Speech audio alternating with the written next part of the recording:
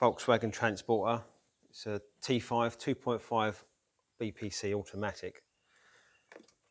It's not feeling the love today. I don't know if you can hear that. Yeah, start motor. So let's have a look, see how we can change this. So the starter motor on this, I don't know if you can see it, let me grab some light. The starter motor is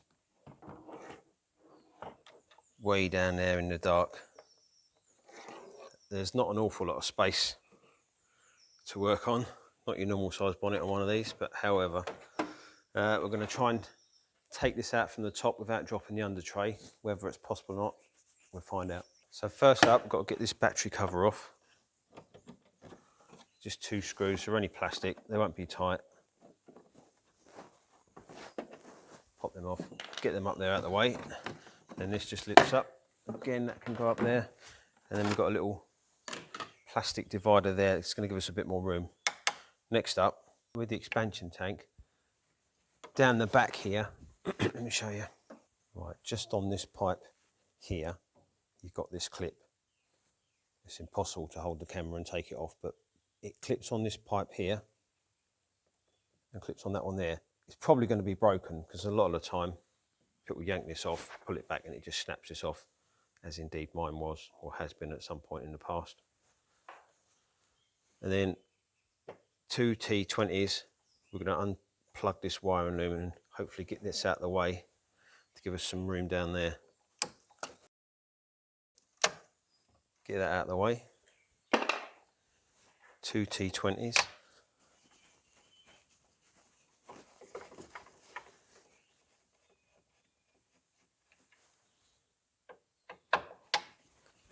If you can, have somewhere outside the bonnet to put your nuts and bolts on. A magnetic tray is always handy.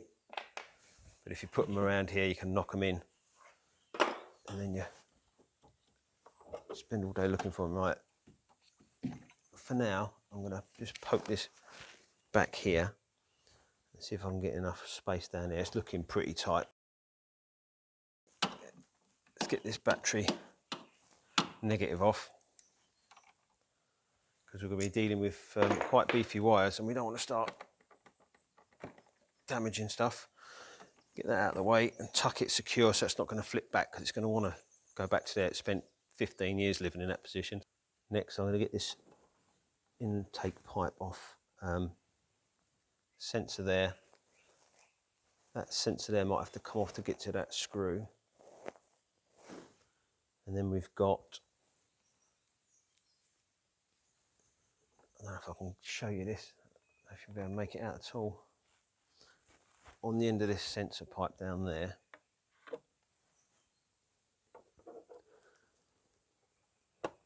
you've got a metal clip. See it? We pull that up, it releases it either side, and there's 2 hooks that are built into this pipe, so that can just pull out. I'll try and show you it once it's off. So that's the intercooler and that's the clip. If you can, this clip here, rather than take it off, just slide it up, get your pipe out, and then first thing you want to do is push that back down, because you can put the hose on with that clip in place.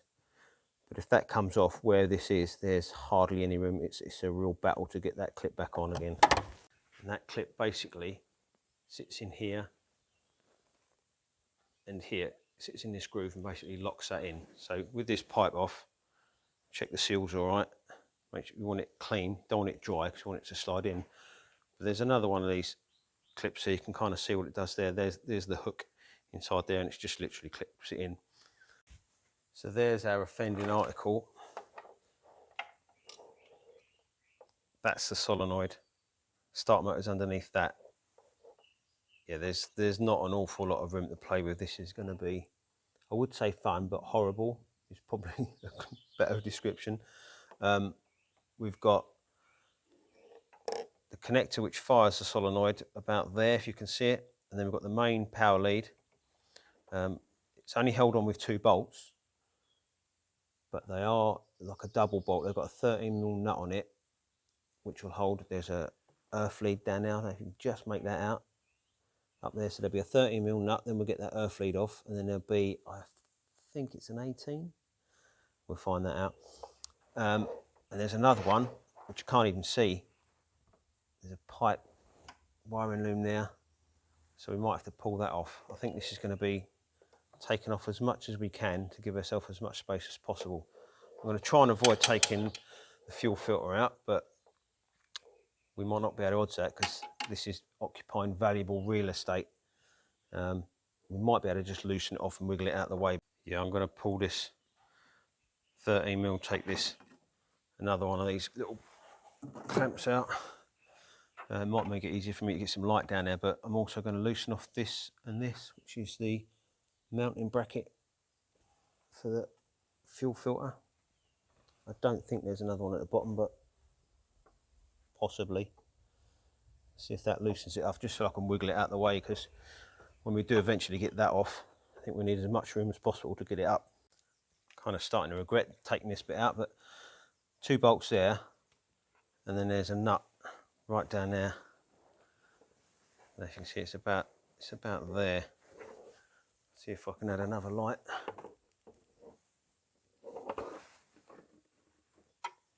You may not be able to work that out, but where this cable joins, we've bolted, that's the earth cable bolted to there's a bracket just to the right and slightly down of that. There's a 30mm nut. So I'm going to put one of these bolts in, stop this from slapping around, and then try and get that out. Bolts out. It's down there. Let me get a torch. Just there, see it? So obviously it's not a bolt, it's a nut, sorry. So it's on a stud, so we've got to push this way, but to get this out, we've got to lever them down because there's a captive nut, which all that does is holds that little plastic trim on. So that's a perfect location for it. You have to kind of wedge that way, and then get a lever in. Get it so far, and then pop that in. Pop that out. Now my thoughts is I'm going to try and get this the mounting bracket off of this filter, because it's a lot longer than the filter is. So it might give me just that little bit of extra space that I need, but already I can see a bit more than I could. I think this is what this job is. Take off loads of crap take off loads of stuff that you don't really need to, or you don't really want to, in order to get them 2 bolts out. So let's get this out of the way.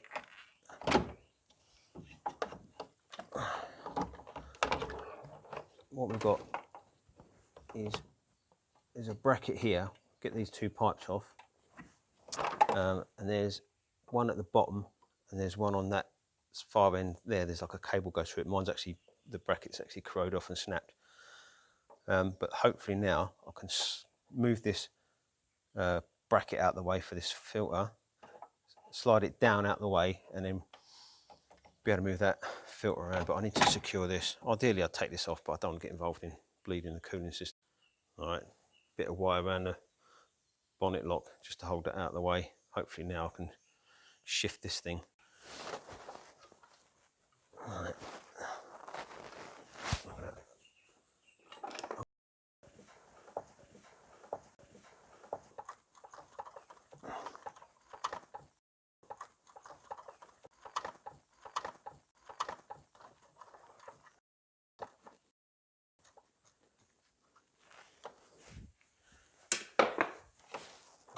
A bit more now. It is fighting, yeah? There's always bits of pipe. Obviously, some little cable or something that stops you doing whatever it is you want to be doing. I'm hoping there's a big enough hole now. What's that we're stuck on? I'm going to get to the end of this and realise it was completely unnecessary. That's that out. Yeah, see, there's quite a lot to it. That's our stud. I'm going to clean that up, put a little bit of snot on there. Right, okay.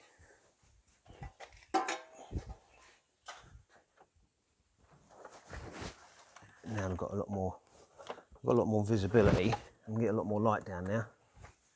Can actually see that might be the secret of this, you know.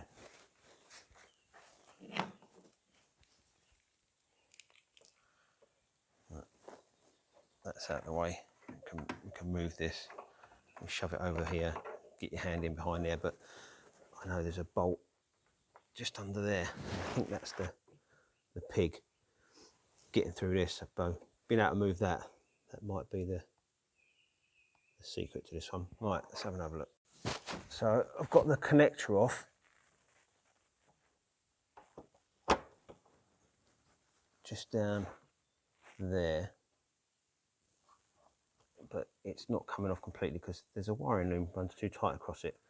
So there's a plastic cap. Keep hold of this because this will fall down. It comes off really, really quite easily. That just covers the nut for the main cable down the starter. I'm going to have to shift this light in. But I'm going to undo that nut and then hopefully you better see the connector. It's fairly self-explanatory. It's very similar to this kind of connector where you have to, the idea is you push that, but the reality is more often than not you have to pop something under there to lift the little plastic flap, but don't force it, and then try and wiggle it out. But I've got it off. Try and get you further down. Trust me, it is there. I'm not lying. I don't know if you can see it. See, for me to see and you to see is two different things. Right, let me get that power lead off and I'll show you that hopefully a bit more clearly. Okay, I've shifted this, just held it up with a bungee so it's out of the way now, but as we can see so much more now. Like all this real estate wasn't available to us, but this loom is causing a bit of a problem. It's stopping the connector coming off. You have to try and lift it up. I don't know if you can see what I'm doing. Look at my thumb. See how tight it is. Yeah, that's the connector. See, that's worth a subscribe just there, isn't it? Getting to this point, I've undone that nut. This is the main live. I'm going to tuck that out of the way. Right, so that's the electrical connector. There should only be one cable. Literally supplies a live to it. There you go. It supplies a live to it. There's the solenoid there. That's what we can hear clicking, but I don't think live is getting down here. If you look down here, it's quite corroded, but I suspect that the contacts inside that solenoid have probably died. But right, next mission, I've got to find this top bolt. I know where the bottom one is because I've already checked the earth. One of the first things I did. Let me battle this one and we'll find out. I'm hoping I can just slip that off there and just reveal the bracket, because if this loom could come out of the way, that might be something we should have done first. Yeah, let me get that out, see if that improves the situation. Yeah, do that first. Gives you a bit more space around that terminal there. So first thing, undo that and you just slide a flat bladed terminal. There's a little indent, you can slide it right down and then reach around, pull the whole thing up. But what that does show us is, oh, flickering light, it's always handy. Anyway, that's the nut just there. So that's our 18 with a M8 stud kind of welded onto it. So we've got a little bracket to get off, which is just behind here. See where that goes. Gear selector. Might take that off, give myself a bit more room. The gear selector switch, we'll have that out because this is a bit tight. I might be able to pull this way. Try and show you what I'm dealing with now. There you go, see that nut? That's what we're dealing with next. And all that does is just hold the clip on. So there's a 13mm, we'll take that out, and then behind it is an 18, which is the top start motor bolt. This is where we've got to be really careful. We'll start dropping stuff now.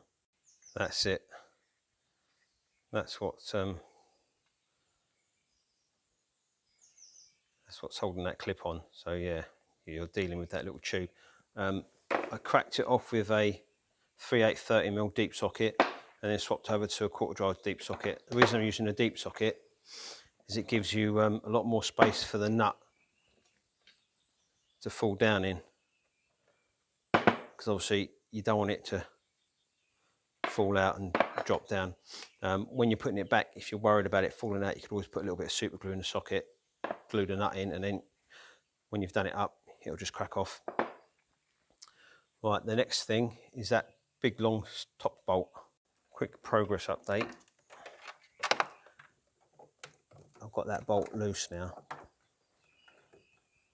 You can see it right there. I've only loosened it. I'm going to take the top one out last. I'm going to deal with the bottom one now, but that is tight. That was a bit of a mission.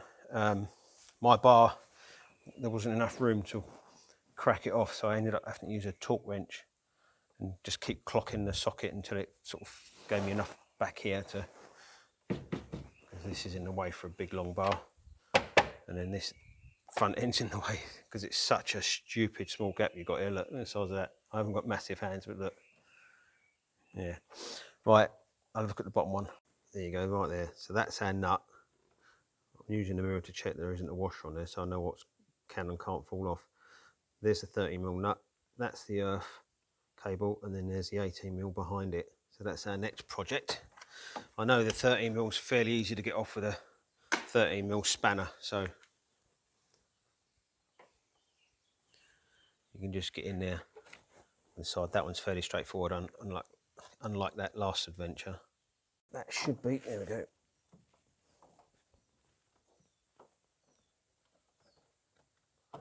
That's the earth cable off now.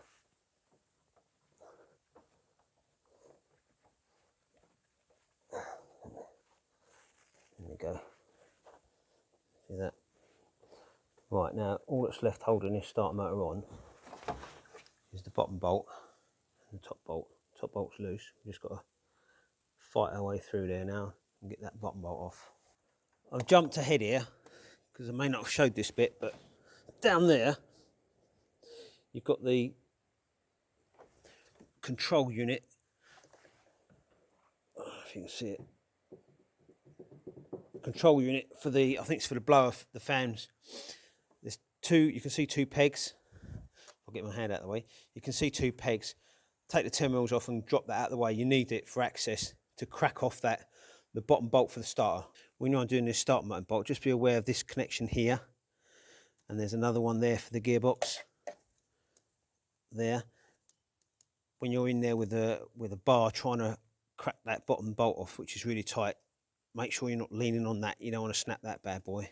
You can't see it, but I've got that bottom bolt out. What a mission. That is so tight. How I did it was I sacrificed this. This is an extendable wheel brace. Snap that bit off because we want the end. Then we've got a 1/2" drive T-bar, a 1/2" to 3/8 adapter, a short 3/8 extension, and a 18mm deep 3/8 socket. And the reason I needed to do it in this way, put this together. It wasn't that I needed it to go at 3/8. I could have done with it being 1/2". I needed this length because that's all the room you've got. So then what I did, I managed to get this in, and then you could work this in to give you the extra leverage you need just to crack the bolt off. Once you've cracked it, moved it 1/4 of a turn, undid it with a spanner. It's fairly easy to get hold of. It's just getting something in there because of the restricted space. Yeah, mission. Anyway, I'll get them bolts out and hopefully we'll start pulling the start motor out now. So this is the bolt that holds the start motor in two of these. It's literally got a 13mm nut on the top there, which on the top one sits in there like that. And that's the clip that holds that wiring loom. That wiring loom is the biggest pain in the butt. So when I put these back together, I'm going to clean these up, put a little bit of grease or something on them, just to make it easier to get on and do up because they're quite rusty. And I was fighting them. Right, one more bolt, both bolts out. I've just given it a little tap with a hammer. Right, the starter's loose.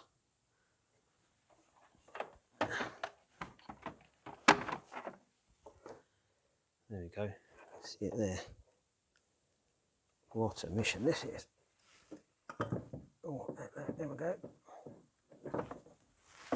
All right, so the answer to the question, yes, you can get it up out from the top. You don't have to drop the under tray or put the vehicle in the air. And it's horrible. Literally 2 bolts, 2 connectors, 2 30mm nuts. It's just all the stuff you have to take off to get to it. All right. I've just gone and picked up the new starter. Going to put it back together now. There's not an awful lot to put back together. This is my little tray of bolts. I'll get this done. If there's anything that crops up that I think you should see, I'll let you know. If not, I'll see you when we're ready to fire this up. These are the 2 bolts for the starter. And if you see the one on the right, it's not too bad. But this one, it's taken a little bit of damage. It's rounded a little bit. See, there's like a burr there. So I'm going to put this one back in the top because it's easier to get to. So if you ever have to go back and revisit it, if there's going to be a problem, at least it's the easy one to get to rather than right underneath the starter. So just think of that when you're putting things back together. If there's a moody bolt, put it in the easy place to get to, because if you have to get in there with a pair of mile grips or hammer and chisel or something, at least it's accessible. Start motors in, both bolts are tight. Get the top one in first. Don't go all the way tight with it. Just do it up by hand. Get the bottom bolt in before you do that one in. You can then wiggle the start motor, makes turning the bottom one a little bit easier. You just want a little bit of wiggle, just so the holes line up a bit better, and then it makes it easier to get that bottom bolt in. The fan relay or control unit is back on, but you can see the amount of that's all the space you've got. So getting that out of the way gives you loads of space, because that bottom bolt, you've got to attack it from here to crack it off. The rest of it goes back pretty straightforward. With this intake pipe, stick this in first, don't do the clip up, and then gently push the other end in. Make sure the seal doesn't get kinked. Once you get it in, it almost pulls itself in, but don't force it, and then you should be able to just wiggle it in and get a nice click. So expansion tank's back on. You can plug this back in. Make sure you put all your clips back, no cheating. We'll get this one back in. I don't know if I can do this. I might be able to. Get this one back on. Clip it over there. Try not to break it, because it is 15 years old, this thing, if it's a day.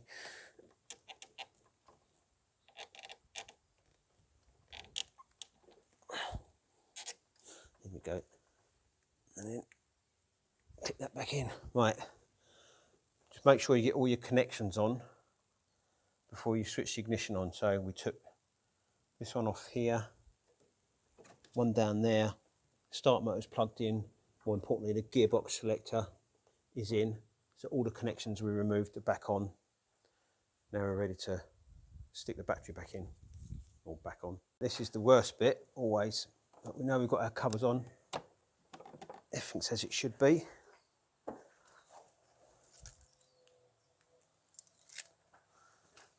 No big sparks, which is always a good thing.